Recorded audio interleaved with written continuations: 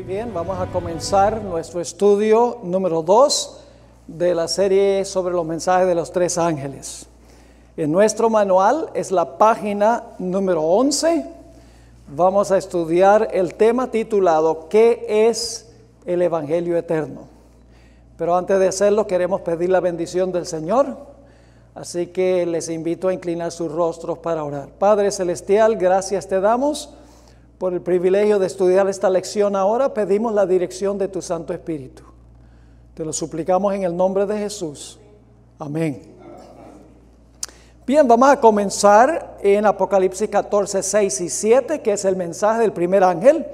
Como les mencioné, vamos a desmenuzar estos mensajes frase por frase para que podamos entenderlos a cabalidad.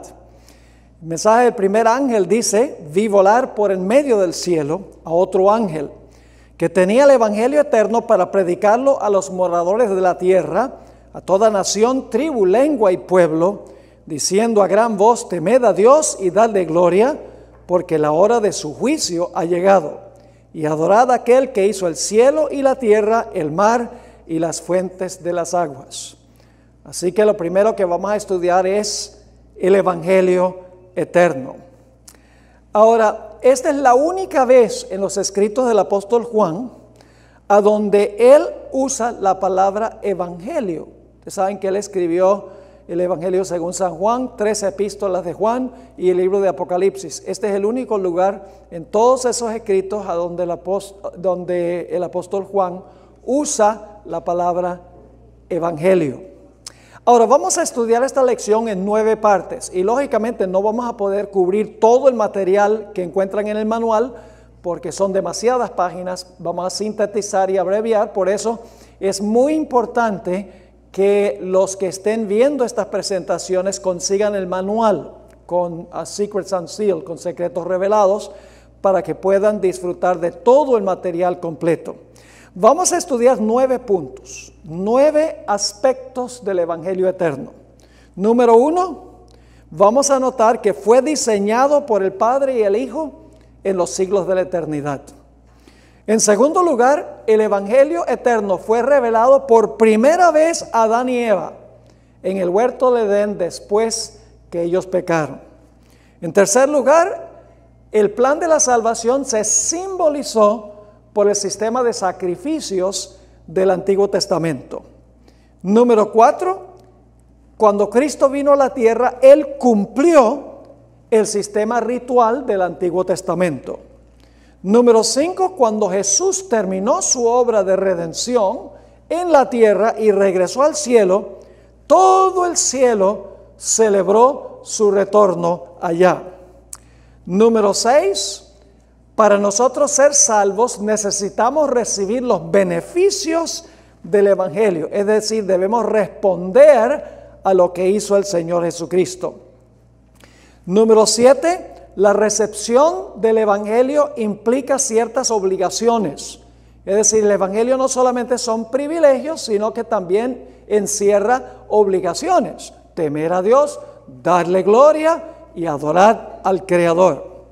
Número 8, vamos a encontrar que la tarea que nos ha dado Dios es la tarea de predicar ese evangelio en todo el mundo. Y finalmente nos daremos cuenta que el tema del evangelio será el tópico de estudio durante los siglos de la eternidad después que sea eliminado el pecado. Así que ese es el bosquejo básico de la lección que vamos a estudiar a continuación.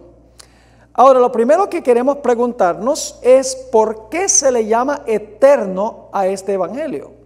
Si la salvación viene como consecuencia del pecado, pensaríamos que el evangelio solamente se aplica durante el periodo cuando hay que eliminar el pecado. ¿Por qué es eterno el evangelio? Bueno, porque este plan se formuló mucho antes que el pecado entrara al universo. Es decir, el plan fue diseñado por el Padre y el Hijo. Y básicamente el plan tenía 2 puntos. Número 1 es que Jesús tenía que venir para morir como un cordero sin mancha. Así que 2 puntos: el cordero, Cristo no podía tener mancha de pecado, y en segundo lugar tenía que sufrir la sentencia de muerte. Vamos a 1 de Pedro 1, 18 al 20, que se encuentra en la página 12 del manual, a donde se encuentran estas dos funciones del Cordero en el Antiguo Testamento que simbolizaban a Jesús. Dice: sabiendo que fuisteis rescatados de vuestra vana manera de vivir, la cual recibiste de vuestros padres, no con cosas corruptibles como oro o plata, sino con la sangre preciosa de Cristo, ahí está hablando de su muerte, como de un cordero sin mancha y sin contaminación.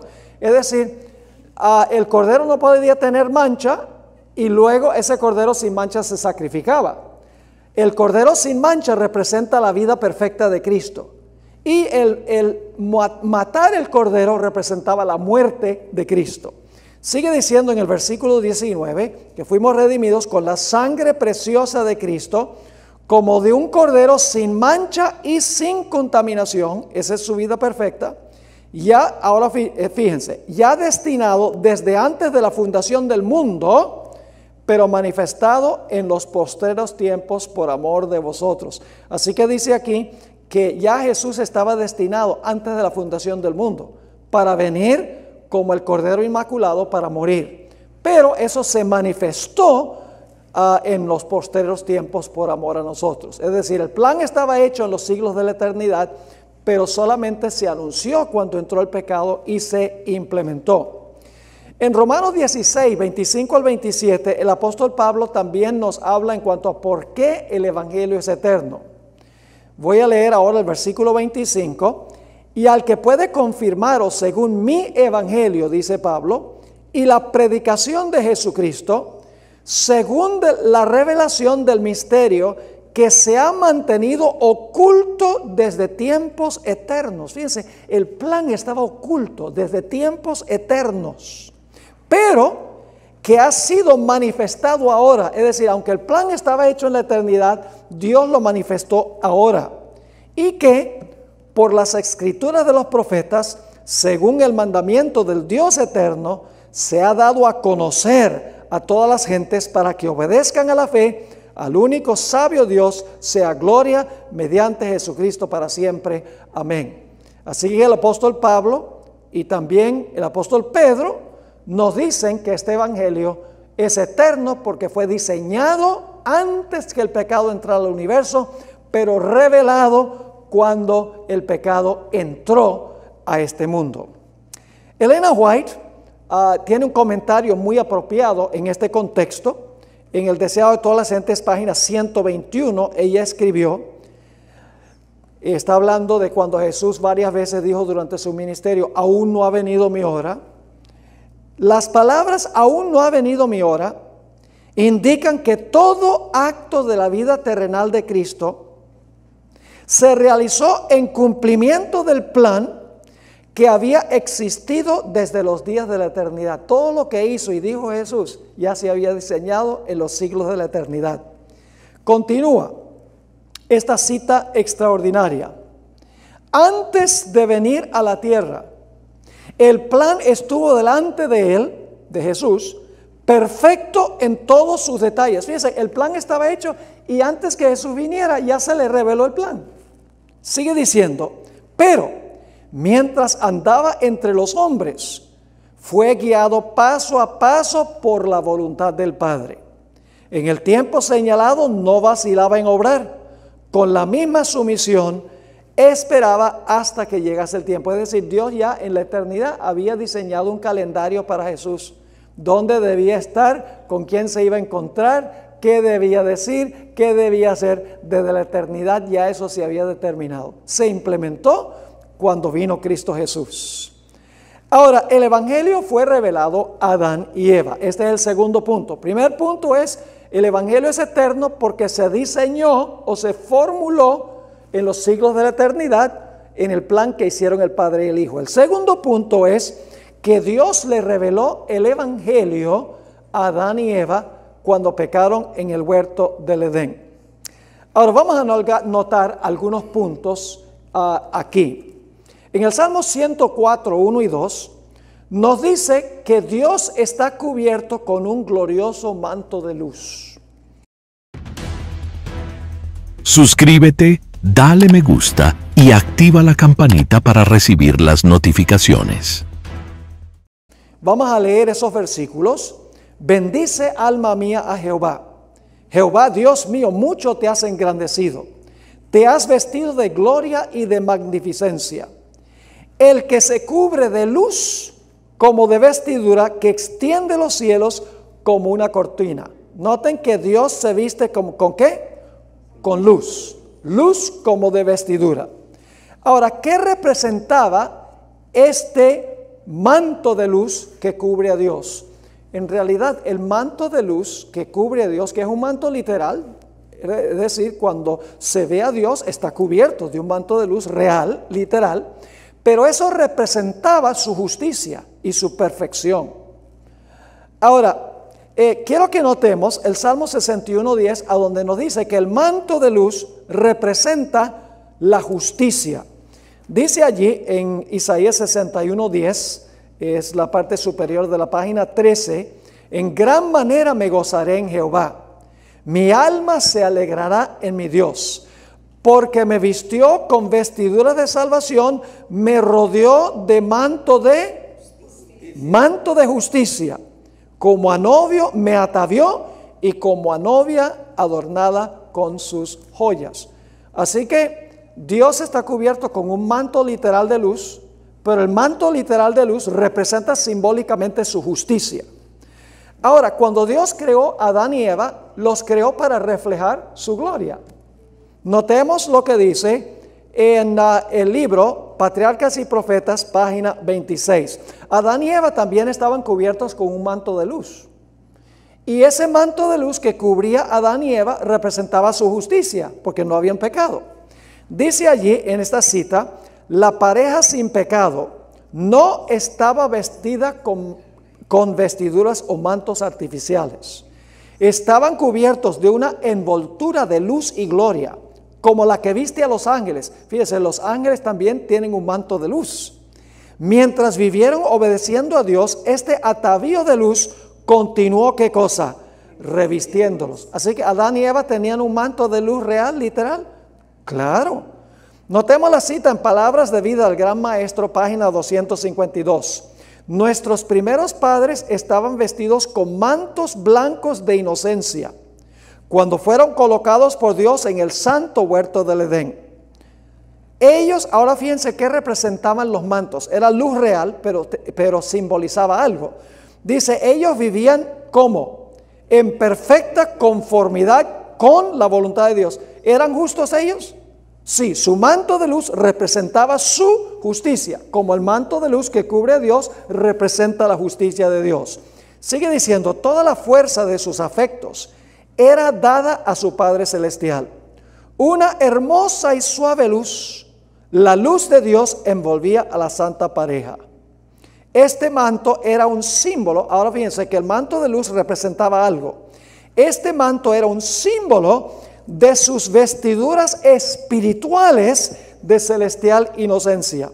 Si hubieran permanecido fieles a Dios, Dios habría continuado, este manto de luz hubiera continuado, ¿qué cosa? Envolviéndolos. Así que, resumiendo, Dios tenía un manto de luz literal, representa simbólicamente su justicia. Adán y Eva fueron creados para reflejar a Dios. Ahora ellos también tienen un manto de luz literal que representa, mientras no habían pecado, su justicia. Pero luego la Biblia nos dice que Adán y Eva pecaron. No vamos a leer Génesis 3:6, que está en su manual, porque ustedes han leído eso muchas veces. Adán y Eva comieron del árbol de la ciencia del bien y del mal. ¿Y cuál fue el resultado de su pecado? Génesis 3:7, la primera parte del versículo, nos dice cuál fue el primer resultado. Dice, entonces fueron abiertos los ojos de ambos y conocieron que estaban, ¿qué cosa? Desnudos. Yo pregunto, ¿qué perdieron primero? ¿Su manto literal de luz o perdieron primero su manto espiritual? Perdieron el espiritual primero, porque perdieron su justicia. Pero cuando perdieron su justicia o su manto espiritual, ¿qué pasó con el manto literal de luz que los cubría? El manto literal desapareció, es decir, perdieron los dos mantos. El manto espiritual porque perdieron su justicia y el manto literal de luz porque pecaron contra Dios. Ahora, Elena White explicó, esto es en la página 14, en Palabras de Vida del Gran Maestro, página 252, lo que significa la pérdida del manto de luz literal y espiritual. Dice allí, pero cuando entró el pecado, rompieron su relación con Dios, es decir, perdieron su justicia. Y la luz que los había circuido, ¿qué pasó? Se apartó. ¿Perdieron los dos mantos, sí o no? Sí. Ahora, para solucionar el problema del pecado, ¿es necesario nuevamente restaurar los dos mantos? El propósito del plan de salvación es restaurar al hombre a donde estaban Adán y Eva. Restaurar el manto literal de luz y el manto espiritual de justicia. Ahora, ¿cuál fue la solución que le dieron a Adán y Eva al problema de haber perdido su manto de luz? Génesis 3:7, la última parte del versículo nos lo dice. Entonces cosieron hojas de higuera y se hicieron ¿qué cosa? Delantales. Es decir, vamos a cubrir la desnudez física con hojas de higuera. Pero de nada valió porque aún se sentían desnudos después de cubrirse con las hojas. Noten Génesis 3:9 al 13. Mas Jehová Dios llamó al hombre y le dijo, ¿dónde estás tú? Y él respondió, oí tu voz en el huerto y tuve miedo porque estaba desnudo y me escondí. Y Dios dijo, ¿quién te enseñó que estabas desnudo? ¿Has comido del árbol de que yo te mandé no comieses? Y ahora escuchen, y el hombre respondió, la mujer que me diste por compañera me dio del árbol y yo comí. ¿Qué está haciendo? Justificando su pecado, echándole la culpa ¿a quién? A la mujer, está dando una excusa por su pecado. Y el versículo 13 dice, entonces Jehová Dios dijo a la mujer, ¿qué es lo que has hecho? Y dijo la mujer, la serpiente me engañó y comí. Es decir, la culpa la tiene la serpiente e inclusive le está diciendo, Dios tiene la culpa porque creó a la serpiente. Es decir, están ellos tratando de justificar su pecado, echándole la culpa a otros. Elena White, en una cita que se encuentra en Review and Herald, noviembre 15, 1898, escribió lo siguiente: las hojas de higuera representan los argumentos que se fabrican para cubrir la desobediencia. ¿Qué representan los mantos de higuera? Representan los argumentos que la gente usa ¿para qué? Para cubrir la desobediencia, es decir, para justificar lo que hicieron. Cuando el Señor atrae la atención de los hombres y las mujeres a la verdad, entonces comienza la fabricación de los mantos de higuera para cubrir la desnudez del alma, pero no se cubre así la desnudez del pecador.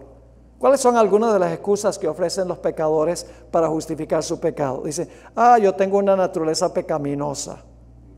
Las atracciones del mundo son demasiado fuertes. El diablo me tentó y tiene la culpa. Mis padres me dieron mal ejemplo. Nací así, está en mis genes. La culpa la tiene mi esposo o mi esposa. Yo crecí en un mal medio ambiente. Toda clase de excusas se ofrecen para justificar el pecado. Esas son las hojas de higuera, pero no cubre la desnudez. Porque aún después que Adán y Eva se colocaron las hojas de higuera, Dios viene y dice, Adán, ¿dónde estás? Y Adán dice, bueno, me escondí en medio del huerto porque estaba desnudo. Pero ya no estaba desnudo, tenía las hojas de higuera. Pero él sabía que las hojas de higuera no cubrían la vergüenza de su desnudez. En cortas cuentas, ¿qué hace el pecado? El pecado causó primero desnudez espiritual. Cuando el hombre perdió su manto espiritual de justicia, el próximo paso es que desaparece el manto literal de luz. Y esto lleva finalmente a la sentencia de muerte, que es la desnudez final. ¿Saben que el apóstol Pablo compara la muerte con la desnudez? En 2 Corintios, el capítulo 5. Es decir, la desnudez espiritual lleva a desnudez literal, que lleva a la desnudez de la muerte. Por eso en Génesis 3:19 encontramos la condena de Dios contra Adán. Dice, con el sudor de tu rostro comerás el pan hasta que vuelvas a la tierra, porque de ella fuiste tomado, pues polvo eres y al polvo volverás. Entonces, ¿cuál es la situación del hombre? Aquí estamos en la página 15 del manual. La situación del hombre se compone de varios pasos. Número 1, la ley de Dios exige perfecta justicia. ¿Están de acuerdo que la ley de Dios exige perfecta justicia? ¿Se puede uno desviar un poquito de la ley nada más? No. La ley dice, obedéceme perfectamente. Si no obedecemos la ley, suscríbete, dale me gusta y activa la campanita para recibir las notificaciones. si desobedecemos la ley, ¿cuál es el resultado?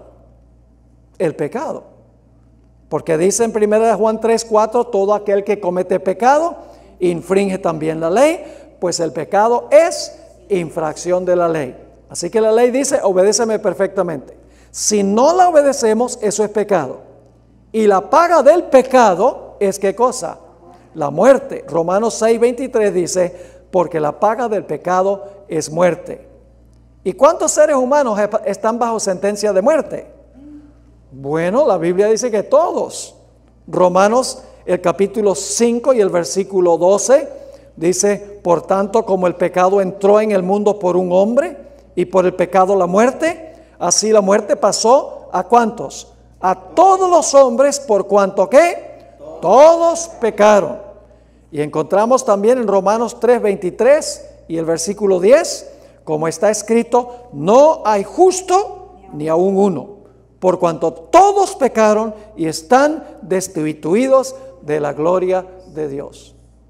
Así que pueden entender la situación precaria del hombre. La ley de Dios exige ¿qué? Absoluta y perfecta justicia. Si no le ofrezco perfecta justicia a la ley, eso es pecado.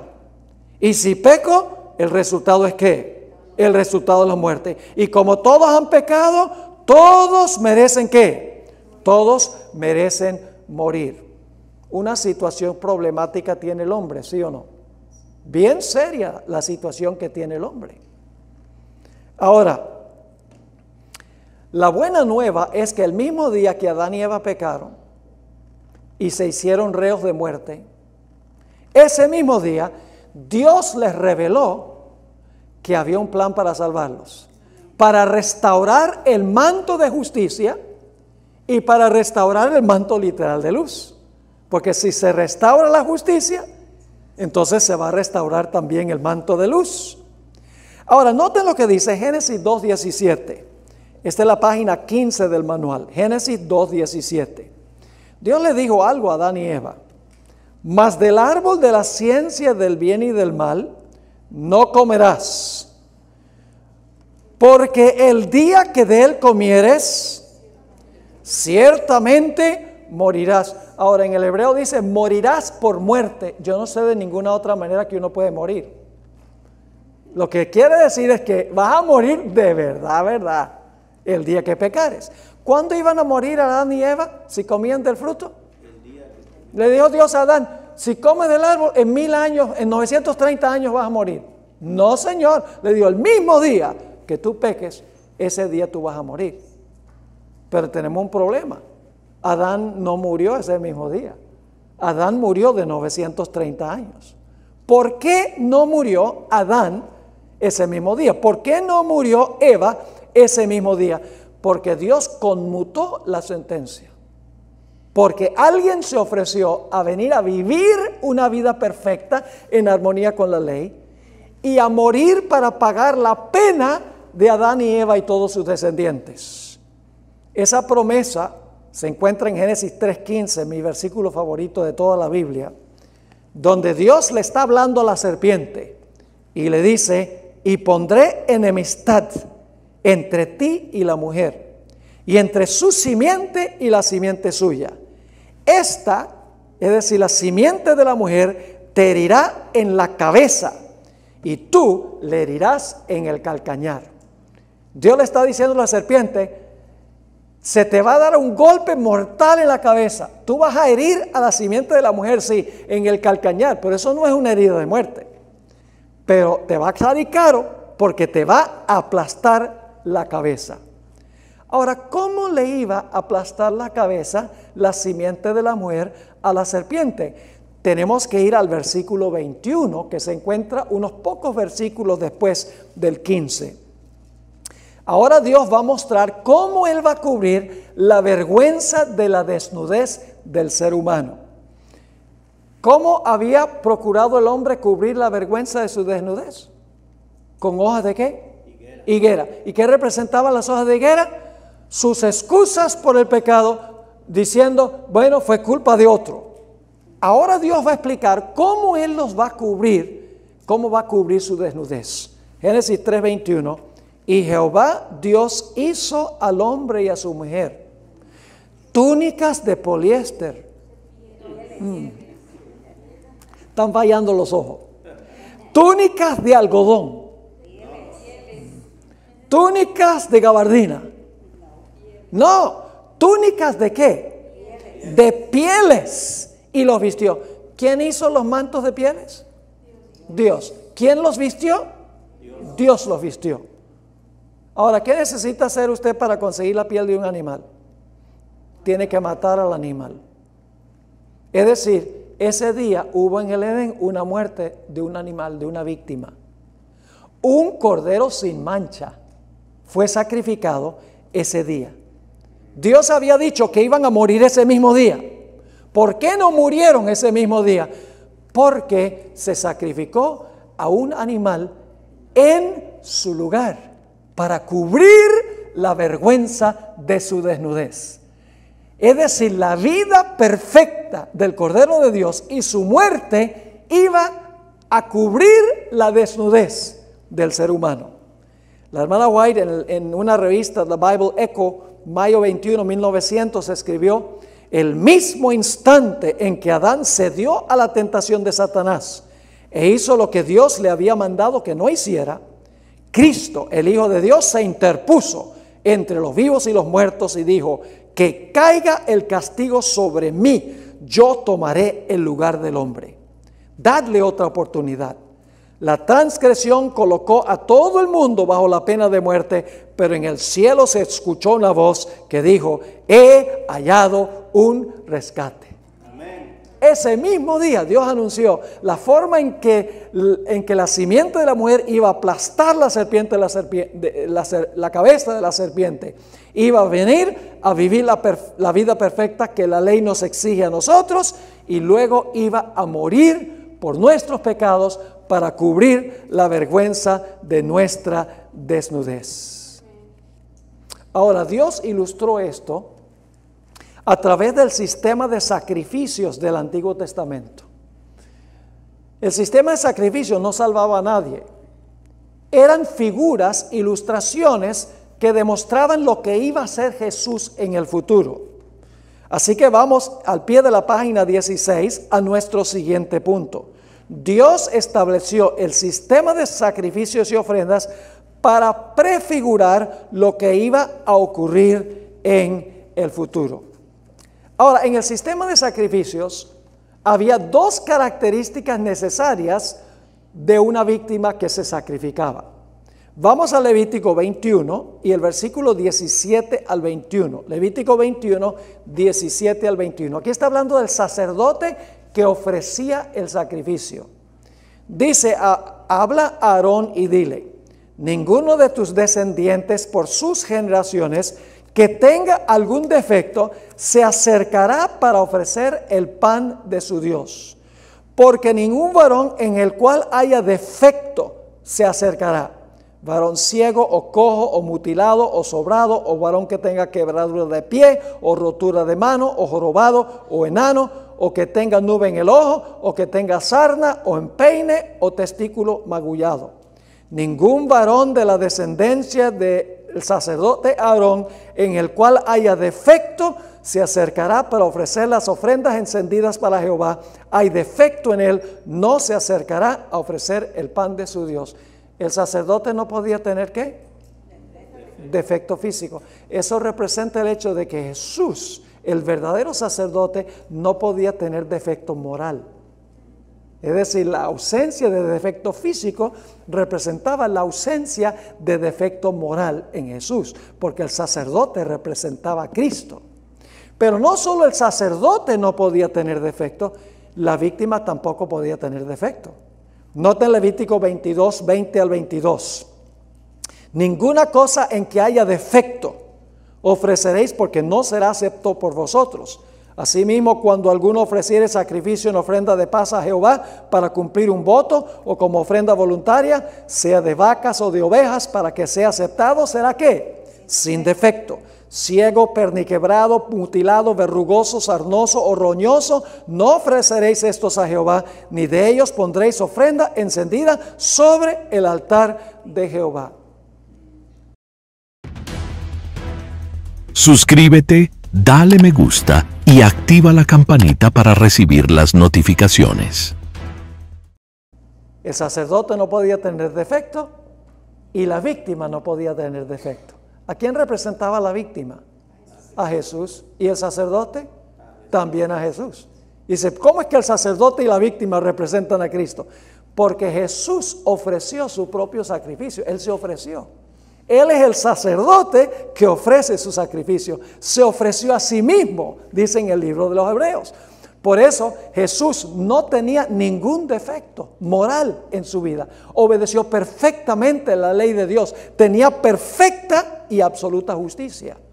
Es decir, el sistema de sacrificios representaba el hecho de que en el futuro iba a venir Jesús a vivir una vida perfecta y a morir como una víctima sin defecto para cubrir la vergüenza de la desnudez del ser humano. Pero este sistema del Antiguo Testamento no quitaba el pecado. Un sacerdote humano no nos podía representar ante Dios. Una víctima animal no podía quitar el pecado. El sacerdote representaba al Jesús que iba a venir. La víctima representaba la muerte futura de Jesús. Porque dice en Hebreos 10:4, porque la sangre de toros y los machos cabríos no puede quitar los pecados. Así que el sistema del Antiguo Testamento era un sistema de sombras que apuntaban hacia Cristo, la realidad. Ahora, en la página 17, vamos ahora al punto número 4, el cumplimiento de la promesa. Vamos a hablar ahora del momento cuando todos los ritos se cumplen en el Señor Jesucristo. Jesús vino a este mundo. Se enfrentó a todas las tentaciones de Satanás sin excepción, tentaciones 1000 veces peores que las nuestras. ¿Cuántos de ustedes alguna vez el diablo los ha tentado a convertir piedras en pan? Eso no sería una tentación para nosotros porque nosotros no podemos hacerlo, pero Jesús sí podía usar su poder divino para hacerlo. Jesús fue tentado mucho más que nosotros, pero la Biblia nos dice que aunque Jesús fue tentado en todo, nunca cometió pecado. Es decir, un sacerdote perfecto, con perfecta justicia, una víctima perfecta, sin ningún defecto. En Hebreos 4:15 dice, porque no tenemos un sumo sacerdote que no pueda compadecerse de nuestras debilidades, sino uno que fue tentado en todo según nuestra semejanza, pero sin pecado. Noten también lo que dice Hebreos 7:26. No solamente Jesús era un sacerdote, según dice esto, sin pecado, pero nos dice que no tenía mancha. Dice en Hebreos 7:26, porque tal sumo sacerdote nos convenía, santo, inocente, sin mancha, apartado de los pecadores y hecho más sublime que los cielos. Y ya leímos 1 de Pedro 1, 18 y 19, a donde dice que fuimos redimidos con la sangre preciosa de Cristo. Eso se refiere a su muerte, pero era un cordero sin mancha y sin contaminación. Es decir, el Señor Jesucristo debía cumplir una doble función. Debía vivir una vida sin pecado y debía morir por los pecados de todos los seres humanos, para nosotros poder reclamar lo que Él hizo como nuestro. Ahora, estamos en la mitad de la página 18. Jesús sufrió, después de vivir su vida perfecta, Jesús sufrió nuestra sentencia de muerte. En el principio, el hombre pecó. Esto es un repaso. Cuando pecó, ¿qué sucedió? Perdió el manto de justicia espiritual y quedó espiritualmente ¿qué? Desnudo. Por haber perdido el manto espiritual, perdió también ¿qué cosa? El manto físico. Y el resultado final fue la desnudez de la muerte. Ahora Jesús tomó nuestro lugar. Jesús tomó sobre sí nuestros pecados. Tomó sobre sí nuestra desnudez espiritual. Colgó sobre la cruz completamente ¿qué? Desnudo, porque Él estaba sufriendo la desnudez nuestra. Y finalmente sufrió también la desnudez ¿de qué? La desnudez de la muerte. Jesús, en otras palabras, tomó nuestro lugar. Vivió la vida que la ley nos exige a nosotros. Y murió la muerte que la ley nos exige a nosotros. Y algunos dicen, pero ¿cómo Jesús podía vivir por todos y morir por todos? Es muy sencillo, hermanos y hermanas. ¿A cuántas personas creó Cristo Jesús? Jesús creó a todos. Y siempre que digo esto, alguien dice, no, pero a mí no me creó, yo nací de mi mamá. Y le digo, bueno, ¿y tu mamá de dónde nació? Pues de la mamá de ella. ¿Y la mamá de ella de dónde nació? De la mamá de ella. Si vamos hacia atrás, ¿a dónde termina el proceso? Con Adán y Eva. Cuando Jesús creó a Adán y Eva, creó a todos los seres humanos, porque todos vienen de ellos. Solo el que creó a todos podía ofrecerse para venir y vivir en lugar de todos y morir en lugar de todos. Cuando Jesús vivió su vida perfecta, tejió un manto de perfecta justicia disponible a todo ser humano. Cuando Jesús murió en la cruz, murió por todo ser humano en el planeta. Dice en Gálatas 3 y el versículo 13, esto es al pie de la página 18, Cristo nos redimió de la maldición de la ley. ¿Y cómo lo hizo? Hecho por nosotros maldición. Jesús tomó sobre Él mismo la maldición que nos pertenece a nosotros. Como dice 2 Corintios 5:21, al que no conoció pecado, por nosotros ¿qué? Lo hizo pecado. Es decir, Jesús no pecó, esa es su vida perfecta. Pero el Padre colocó sobre Él los pecados de todos nosotros. No conoció pecado, pero el Padre lo hizo pecado para que nosotros al aceptarlo pudiésemos ser reconocidos como justos en Jesús ante el Padre. ¡Qué gloriosa verdad! Amén. Noten lo que dice Isaías 53, 5 y 6. Mas Él herido fue por nuestras rebeliones, molido por nuestros pecados. El castigo de nuestra paz fue sobre Él, y por su llaga fuimos nosotros curados. Todos nosotros nos descarriamos como ovejas, cada cual se apartó por su camino, mas Jehová cargó en Él el pecado ¿de qué? El pecado de todos nosotros. Jesús vivió la vida que la ley nos exige a todos nosotros. Jesús murió la muerte que la ley nos exige a nosotros por ser pecadores.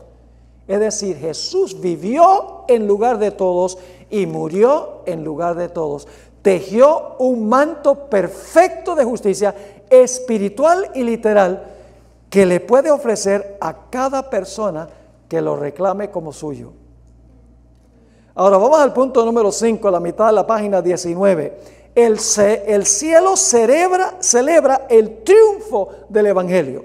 Ahora el Señor Jesucristo ha vivido la vida perfecta que la ley exige, ha muerto por todos los pecadores como la ley exige, y ahora Jesús asciende al cielo y viene la gran celebración, honrando al Cordero que ha logrado la victoria.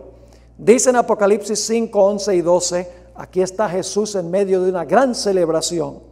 Y miré y oí la voz de muchos ángeles alrededor del trono y de los seres vivientes y de los ancianos, y su número era millones de millones, que decían a gran voz: al Cordero que fue inmolado es digno de tomar el poder, las riquezas, la sabiduría, la fortaleza, la honra, la gloria y la alabanza. La gran celebración evangélica en el cielo, cuando Jesús ha vivido la vida que todos debemos vivir, ha muerto la muerte que todos debemos morir, Y si lo recibimos, seremos aceptos en el amado. Ya no tenemos que preocuparnos de lo que Dios piensa de nosotros, sino lo que Dios piensa de Jesús, el que toma el lugar de nosotros. Pero ahora llegamos al punto número 6, a mitad de la página 19. Lo que Jesús hizo, lo hizo por todos. Vivió en lugar de todos y murió en lugar por todos. Pero no significa que por eso todo el mundo se va a salvar. Suscríbete, dale me gusta y activa la campanita para recibir las notificaciones. Porque hay que aceptar el regalo del Evangelio personalmente. ¿Y qué significa eso?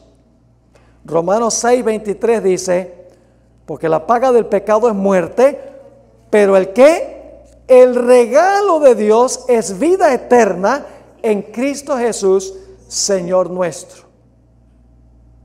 Ahora, déjenme darles una ilustración para que puedan entender lo que estoy diciendo, que hay que aceptar el Evangelio. Jesús sí vivió por todos y murió por todos. Vivió una vida perfecta y murió por todos los pecados que jamás se hayan cometido. Pero la persona individualmente tiene que recibir a Cristo y aceptar lo que Cristo hizo para salvarse. Les voy a dar esta ilustración. Quiero que se imaginen el dueño de un banco. Por su misericordia y su gracia, decide establecer una cuenta con suficiente capital para pagar las deudas de todo ser humano en el planeta Tierra. Deposita en la cuenta suficiente capital para pagar la hipoteca, las tarjetas de crédito, los préstamos educativos, las tarjetas de almacenes por departamento, las cuotas del carro y todas las demás deudas. Coloca suficiente capital para pagar todas las deudas de todos los seres humanos. Pero ¿de qué valdría establecer una cuenta así si nadie sabe que está disponible? Así que el dueño del banco anuncia por medio de todos los medios de comunicación, palabra de boca, televisión, radio, internet, teléfono, la prensa, Facebook, Twitter, WhatsApp, Instagram, etcétera. La buena noticia es que ha depositado suficiente capital para cancelar las deudas de todos los seres humanos. No hay razón para quedar endeudados. Pero hay una condición, estamos en la página 20.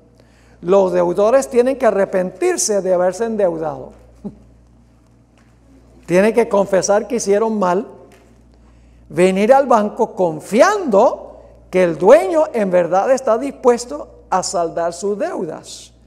Si escogen no venir al banco, quedan endeudados a pesar de haber suficiente capital para cancelar todas las deudas. ¿Están entendiendo lo que estoy diciendo? La obra de Cristo en la tierra fue para todos. Cristo vivió una vida perfecta en lugar de todos y murió en lugar de todos. El capital está en el banco.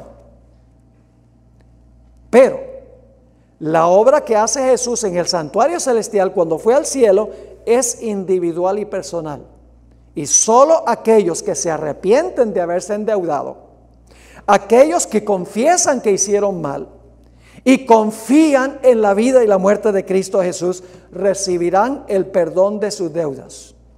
Así que durante los últimos 2000 años, eso es lo que ha estado haciendo Jesús en el santuario, es recibiendo el arrepentimiento y la confesión y la fe de aquellas personas que están tristes por haber cometido el pecado y que están reclamando el capital que Él depositó en el banco, que es su vida perfecta y su muerte por el pecado. Elena White, en el libro Hijos e Hijas de Dios, página 24, dijo algo muy lindo. Cristo se ha comprometido a ser nuestro sustituto y garante y no pasa por alto a nadie. Ahora escuchen esto, la ilustración del banco la conseguí aquí en esta cita. Hay un fondo inagotable de obediencia perfecta que proviene de su obediencia. ¿Qué significa inagotable? Que no se acaba. ¿Hay un fondo inagotable en el cielo? Sí, dice aquí, de obediencia. Hay un fondo inagotable de obediencia perfecta que proviene de su obediencia. En el cielo, sus méritos, abnegación y sacrificio propio se atesoran como incienso que se ofrece juntamente con las oraciones de su pueblo. Cuando las oraciones sinceras y humildes de los pecadores ascienden al trono de Dios, Cristo mezcla con ellos los méritos de su propia vida perfecta, su propia vida de perfecta obediencia. Nuestras oraciones resultan fragantes gracias a este incienso. Cristo se ha comprometido a interceder en nuestro favor y el Padre siempre oye a su Hijo. Es decir, cuando yo me arrepiento y confieso mi pecado y confío en Jesús y vengo a Jesús en oración, el Señor Jesucristo se presenta ante el Padre y dice: Padre, por favor, acepta al pastor Bor en mí. Pon mi vida y mi muerte a su cuenta y acéptalo en el amado. Y Dios me mira como si nunca hubiera pecado. Pero yo tengo que reclamarlo. Usted sabe, para el Día de las Madres, los esposos le compran a la esposa un regalo. ¿Cuánto le cuesta el regalo a la esposa? Para la esposa es gratis, pero el esposo paga. Cuando Cristo vivió y murió, Él compró el regalo. Y lo compró para todos los seres humanos. Pero yo pregunto, ¿tiene usted la opción de rechazar un regalo? Sí, tenemos la opción de rechazar un regalo. Jesús compró el regalo por su vida perfecta y su muerte en la cruz. Pero solamente aquellos que vengan a Él y reciban el regalo, finalmente se salvarán. Ustedes conocen el versículo más famoso de la Biblia, Juan 3:16. Siempre nos enfocamos en la primera mitad del versículo y nos olvidamos la segunda mitad. ¿Qué dice ese versículo? Porque de tal manera amó Dios a Panorama City. Bueno, también. Porque de tal manera amó Dios ¿al qué? Al mundo, que ha dado a su Hijo unigénito. ¿Por cuántas personas dio Dios a su Hijo? Por el mundo. Ah, pero entonces todos se van a salvar porque lo dio para todo el mundo. No. Dice, porque de tal manera amó Dios al mundo que ha dado a su Hijo unigénito para que todo aquel que en Él cree no se pierda, mas tenga vida eterna. Usted tiene que reclamar el capital del banco. Usted tiene que recibir el regalo para beneficiarse. Usted no le puede añadir a la salvación. Usted sencillamente está aceptando a la vida perfecta de Cristo y su muerte en la cruz. Y Él está tomando esto y poniéndolo a su cuenta. Cuando hay arrepentimiento, confesión y fe en Él. No estamos haciendo nada para salvarnos, estamos aceptando la provisión que Jesús hizo, no lo que nosotros hemos hecho. Noten Hechos 2 y el versículo 38. Esto es en el día del Pentecostés. Pedro le dice a los que están reunidos allí: arrepentíos, ¿y qué? Y bautícese cada uno de vosotros en el nombre de Jesucristo para perdón de los pecados. ¿Cuándo es que los pecados son perdonados? Algunos creen que, cuando recibes a Cristo, ya todos los pecados están perdonados. No, aquí dice que cuando una persona se arrepiente y se bautiza en el nombre de Cristo, en ese momento recibe ¿qué? Perdón. Cuando Cristo murió en la cruz, no le perdonó los pecados a todo el mundo, porque el perdón es individual. Ustedes conocen ese versículo muy famoso. Vamos a pasar por alto algunos versículos aquí, pero en la página 21 tenemos 1 Juan 1:9. Dice: si confesamos nuestros pecados, Él es que fiel y justo para perdonar nuestros pecados y limpiarnos de toda maldad. ¿Cuándo es que Dios nos perdona nuestros pecados? Cuando los confesamos, y para confesarlos tenemos que estar arrepentidos. Entonces, ¿Cristo perdonó todos los pecados de todas las personas en la cruz? No, Señor. Usted individualmente tiene que reclamar el capital en el banco, su vida perfecta y su muerte por el pecado. Note lo que dice Hebreos 7:25. Muy interesante este versículo. ¿Intercede Jesús por todos los seres humanos en el santuario? No. Escuchen lo que dice Hebreos 7:25. Por lo cual puede también salvar perpetuamente ¿a quiénes? A los que por Él se acercan a Dios. ¿Por quiénes intercede Jesús? Por los que por Jesús se acercan a Dios, viviendo siempre ¿para qué? Para interceder por ellos. Porque por los que se acercan a Dios por medio de Jesús para reclamar el capital. Elena White tiene dos citas hermosas aquí. Una está en el libro Fe y Obras, página 110. Es la justicia de Cristo lo que hace que el pecador, ¿qué clase de pecador? Penitente, es decir, entristecido por su pecado, sea aceptable ante Dios y lo que obra su justificación. No importa cuán pecaminosa haya sido su vida, si cree en Jesús como su Salvador personal, está parado delante de Dios con las vestiduras inmaculadas de la justicia imputada de Cristo. Cuando recibo a Cristo, recibo el manto ¿qué? Espiritual. ¿Cuándo recibo el manto literal de luz? Suscríbete, dale me gusta y activa la campanita para recibir las notificaciones. Cuando Cristo venga. Cuando vista esto mortal de inmortalidad y esto corruptible de incorrupción, entonces tendré el manto literal. Pero ahora puedo tener el manto espiritual de la justicia de Cristo. Si lo recibo como mi Salvador, si recibo su vida y su muerte, arrepentido, confesando el pecado, teniendo fe en Él y por el poder de Dios venciendo el pecado. En el libro La fe por la cual vivo, página 109, dice: la gracia de Cristo justifica gratuitamente al pecador sin mérito o reclamo de su parte. La justificación es el perdón pleno y completo del pecado. Ahora viene la parte linda. El mismo instante en que el pecador acepta a Cristo por fe, recibe perdón. Se le imputa. La palabra imputa significa se le acredita, se le pone a su cuenta. Se le imputa la justicia de Cristo y ya no debe dudar en cuanto a la gracia perdonadora de Dios. Qué linda cita. ¿Están entendiendo lo que estamos estudiando? Ahora tenemos que ir al punto número 7 rápidamente. Los imperativos del Evangelio. ¿Sabe? Muchos cristianos les encantan los beneficios del Evangelio, pero no les gustan los imperativos o lo que Dios manda. Eso indica que en realidad no han recibido a Cristo como Salvador. El mensaje del primer ángel tiene 3 imperativos. Teme a Dios, dale gloria, adora al Creador. Es decir, los que han aceptado el Evangelio van a cumplir los imperativos o los mandatos que da el mensaje del primer ángel. El Evangelio exige cambios en nuestro estilo de vida. El Evangelio afectará cómo hablamos, qué comemos y bebemos, cómo usamos nuestro tiempo, qué vemos, qué oímos, qué lugares frecuentamos, cómo manejamos el dinero, cómo tratamos a otras personas. Cuando el Evangelio ha alcanzado nuestra vida, nuestro estilo de vida, nuestra conducta cambia. Y si no ha cambiado, es porque en realidad no hemos aceptado el Evangelio.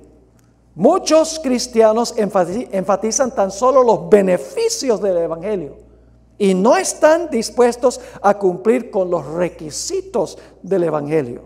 Ven el Evangelio como una forma barata de escapar a la condenación sin un cambio en la vida. Dicen: Cristo pagó todo, estoy salvo y no necesito preocuparme por cambiar mi estilo de vida. Vamos a leer Tito 2, 11 al 14. Pasaje muy interesante.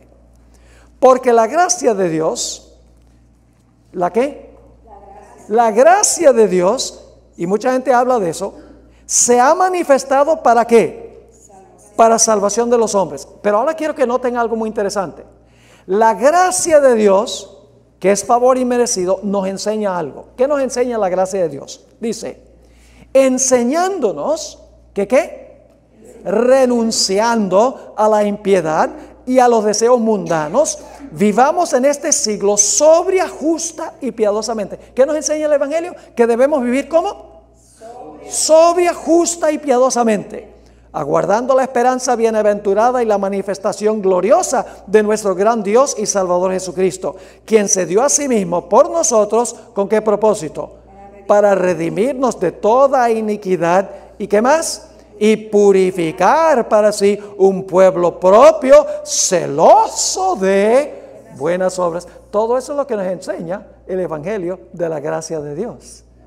La gracia de Dios es favor inmerecido, pero cuando entendemos la gracia de Dios, cambiará nuestra conducta, nuestro estilo de vida. Efesios 2, 8 y 9 tiene versículos que citan mucho los cristianos de hoy en día. Porque por gracia sois salvos por medio de la fe, y esto no de vosotros, pues es don de Dios, no por obras para que nadie se gloríe. Dice, todo es gracia y nada por obras, así que no tengo que preocuparme por mis obras. Pero no leen el versículo 10. El versículo 10 dice, porque somos hechura suya, creados en Cristo Jesús, ¿con qué propósito? Para buenas obras, las cuales Dios preparó de antemano para que anduviésemos en ellas. No es que ahora digo, la gracia de Dios me salva y puedo vivir como el diablo. No, Señor, si yo entiendo la gracia de Dios, lo que le costó a Jesús salvarme, la vida va a cambiar. Ahora, número 8, ¿cuál es nuestra tarea? Nuestra tarea es predicar ¿qué? Predicar el Evangelio eterno, para que todo el mundo pueda saber lo que hemos estudiado esta mañana, para que todo el mundo pueda venir a Jesús, recibir a Jesús como Salvador, aceptar el regalo, arrepentirse, confesar su pecado, ser bautizados, ser aceptos en el amado, y luego ellos vivir una vida semejante a la vida de Cristo Jesús. Esa es la tarea que nos corresponde a nosotros. Por eso dice que el ángel proclama el Evangelio eterno y proclama también los imperativos que se deben implementar como resultado. Ahora llegamos a nuestro último punto, que es la celebración final y el recordativo. Habrá una gran celebración final entre todos los redimidos del Evangelio de la salvación. En Apocalipsis 7, 9 al 12 dice, después de esto miré, he aquí una gran multitud, la cual nadie podía contar, de todas las naciones, tribus, pueblos y lenguas que estaban delante del trono y en la presencia del Cordero, vestidos de ropas blancas y con palmas en las manos. Y clamaban a gran voz diciendo, la salvación pertenece a nuestro Dios que está sentado en el trono y al Cordero. Y todos los ángeles estaban en pie alrededor del trono y de los ancianos y de los 4 seres vivientes, y se postraron sobre sus rostros delante del trono y adoraron a Dios, diciendo, amén. La bendición, la gloria y la sabiduría, la acción de gracias y la honra y el poder y la fortaleza sean a nuestro Dios por los siglos de los siglos. Amén. Ese será el himno final de los que han sido redimidos por el Evangelio. Pero no termina allí. Aún en la eternidad estudiaremos el Evangelio de la salvación. Recordaremos todos los pasos. Estudiaremos por la eternidad el misterio del plan de la salvación. Noten esta última cita. Va a haber un recordativo del plan de la salvación. Solo queda un recuerdo. Va pie de la página 23. Nuestro Redentor llevará siempre las señales de su crucifixión. En su cabeza herida, su costado, en sus manos y en sus pies se ven las únicas huellas de la obra cruel efectuada por el pecado. Y las marcas de su humillación son su mayor honor. A través de las edades eternas, las llagas del Evangelio proclamarán su alabanza y declararán su poder.